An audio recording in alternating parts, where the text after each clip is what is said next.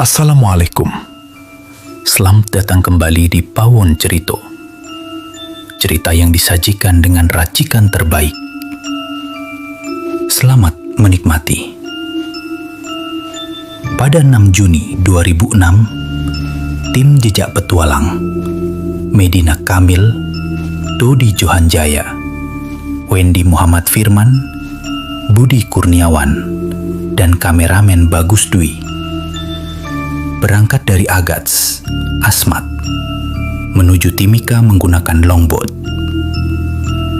2 jam selepas pelayaran, mereka diterpa gelombang dahsyat yang membuat perahu terbalik di Laut Arafuru.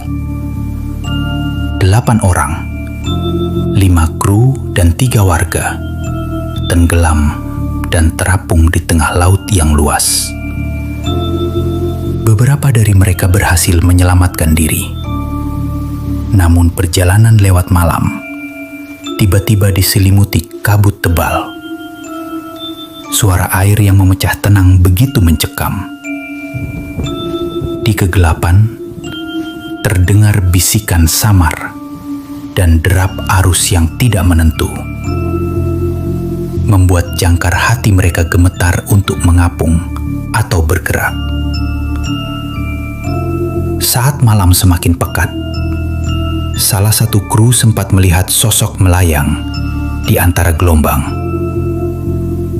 Siluet samar tubuh manusia yang mendekat cepat, lalu lenyap dalam kabut. Jantung semua berdebar. Angin tiba-tiba melantunkan nada seperti teriakan jauh. Bukan suara manusia, namun kesedihan yang menenggelamkan. Tak ada penjelasan rasional. Mungkin hanya fata morgana, tapi rasa takut mereka nyata.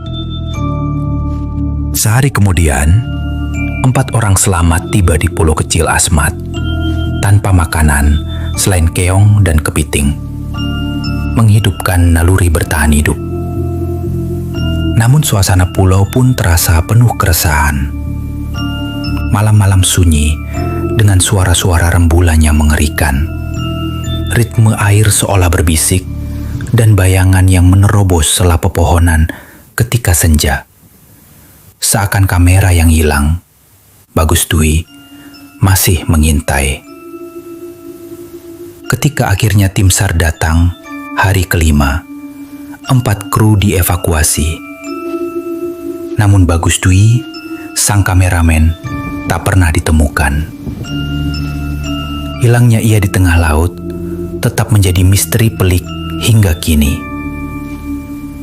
Apakah ia tenggelam? Atau ikut dipanggil oleh sesuatu yang mengintai mereka di kabut laut itu? Mengapa cerita ini mencekam? Kesunyian laut malam yang penuh kesan menakutkan bukan sekedar gelombang. Penampakan misterius dan suara aneh membuat mereka tak lagi merasa sendiri di tengah laut. 4 selamat 1 hilang, trauma nyata yang tertinggal, menyisakan pertanyaan dan ketakutan abadi. Cerita ini bukan rekayasa, melainkan berdasarkan kisah nyata kru Jejak Petualang yang selamat dari tragedi. Bayangkan, dalam kesunyian Laut Arafuru dan pulau terpencil, suara, kabut, dan bayangan bisa menjadi sumber ketakutan paling mencekam. Kalau kalian suka dengan cerita ini, jangan lupa subscribe.